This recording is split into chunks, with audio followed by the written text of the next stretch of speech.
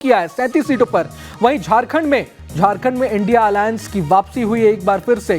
कांग्रेस 15 सीटों पर, जेएमएम 30 सीटों पर और आरजेडी ने भी अच्छा परफॉर्म किया। जिस तरह से तेजस्वी यादव ने तमाम चुनावी अभियान को टेक ओवर किया और वहां रैलियां की, संबोधित किया लोगों को, तो अपने आप में वोटर्स को अपने पाले में करने में कामयाब हुए हैं तेजस्वी यादव भी। तो ये अच्छा परफॉर्मेंस देखने को मिल रहा है। लेकिन तमाम वही बात फिर से करना चाहेंगे कि महाराष्ट्र में आखिर सीएम कौन होगा?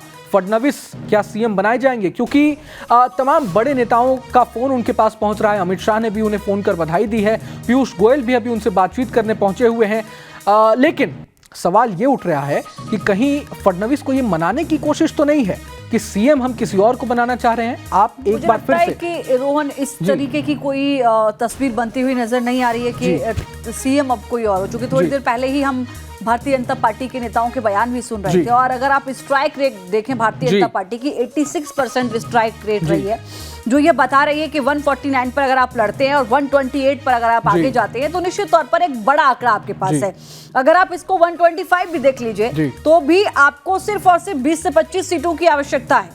20 से 25 सीटें हैं, आप किसी भी खेमे से ले सकते हैं, चाहे आप एनसीपी की ले लें और चाहे आप सिंधे गुट की शिवसेना को ले लें। तो ऐसे में भारतीय जनता पार्टी को बिल्कुल मुश्किल नहीं है, खासकर इस चीज को एक्सेप्ट करने में कि कोई भी एक दल अगर जाता भी है या मान लीजिए दोनों दल भी चले जाते हैं तो भी इतनी सीटें महाविकास आघाड़ी के पास नहीं है कि अजीत पवार और शिंदे मिलकर वहां सरकार बनाए। बिल्कुल जाहिर सी बात है। बहुत कॉन्फिडेंस में है बीजेपी और मुझे ऐसा लगता है कि इस बार देवेंद्र फडणवीस, जो कि देखिए यहाँ पर बयानबाजी भी शुरू हुई और मुलाकातों का दौर भी शुरू हो गया, तो ये तय है कि इस बार अगर कोई मुख्यमंत्री बनेगा, सीटों के आंकड़े से भी बड़े भाई के रोल में हैं आप और टर्म के आंकड़े से भी अगर आप देखें, चूंकि अगर 5 साल का मुख्यमंत्री डिप्टी सीएम बन सकता है, शिंदे को मुख्यमंत्री बनाया जा सकता है, तो इस बार कंप्रोमाइज शिंदे को करना पड़ सकता है। यहाँ पर देवेंद्र फडणवीस को मुख्यमंत्री बनाएगी बीजेपी। और अगर ऐसा नहीं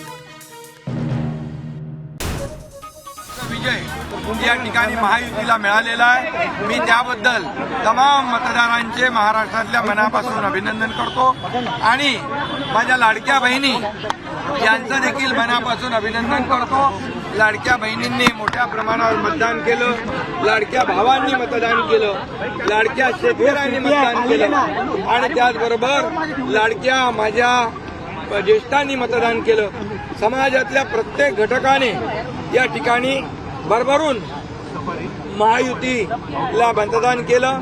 गेले 2-2.5 वर्ष जे महायुतीने काम केलं त्या कामाची पोचपावती या निवडणुकीमध्ये जनतेने दिली आणि म्हणून महाराष्ट्रातल्या जनतेला मी पुन्हा एकदा त्यांचे मनापासून आभार मानतो, त्यांना मनापासून धन्यवाद देतो की पूर्णपणे ये खुशबू लगातार इस वक्त हमारे साथ जुड़ चुकी है। खुशबू, इन आंकड़ों को देखे क्या कहा जाए?